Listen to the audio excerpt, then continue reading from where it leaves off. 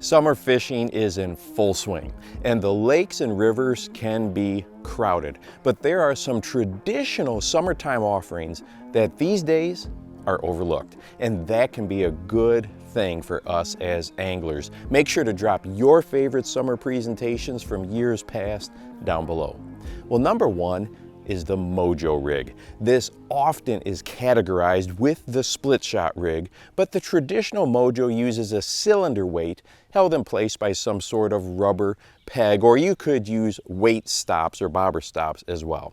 Now essentially it's a FINESSE Carolina rig. I used to fish Table Rock Lake a lot in the early 2000s, and everyone seemed to be throwing either a split shot rig or Mojo.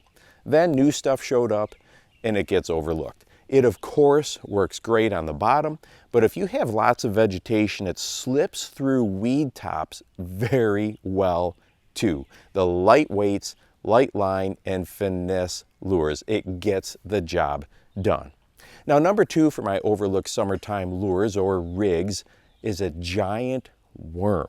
This is a 10-inch thumper worm, and there are even lots of worms longer than this one on the market. Big worms and big bass go hand in hand. Now the first time I ever fished a big worm was on Lake of the Ozarks, and I'll be honest, I was skeptical for about an hour, and then it was game on.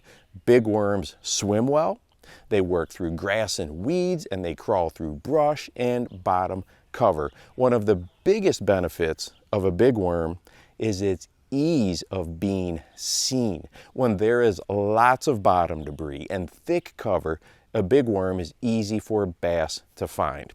While many of us probably threw one of these at some point in the past, we often forget about it now. Well, time to break it out again this summer and see what happens. Well, number three is another finesse offering, and that is what I like to call a micro spinner. This one is a rocket shad, but you could also throw lots of your popular tail spinners into this category as well. For example, a Little George. These tiny bladed lures don't have to work hard to get fish to bite. And the nice part is these are not complicated lures to fish. They are easy to get that blade spinning, they pop through cover nicely, and are effective on the drop as well. Oh, and they aren't going to break your wallet either. Well, number four is the Flutter Spoon. I mentioned this one a few months ago in a video as well. This is a terrific summertime lure. When bass are really on bait fish, this lure gets their attention. And as I've talked about before, besides ledges, my favorite place to throw one of these is around docks or over deeper water. It is a terrific lure to entice those suspending fish to follow it and eat it up.